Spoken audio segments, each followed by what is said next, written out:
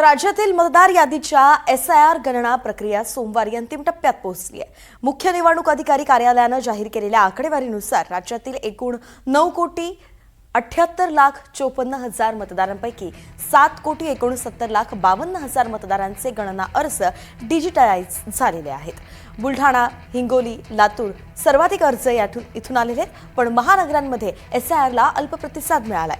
ठाणे, मुंबई, पुणे या जिल्ह्यांत सर्वात कमी अर्ज दाखल झाले आहेत। दरम्यान SIR वरून आंदोलनाचा इशारा विजय वडेट्टीवार यांनी दिलेला पाहिजे। SIR मध्ये संपल्यानंतर आता त्या संदर्भात आमचाही अभ्यास सुरू आहे। जे मतदार कमी झालेत त्यातले मॅक्झिमम मतदार हे शहरी भागातील आहेत आणि शहरी भागामध्ये SIR राबवताना अधिक लोकांना त्या ठिकाणी लावण्याची आवश्यकता होती आणि त्यामुळे नेमकी ही 2 कोटी मतदार असे कमी झाले।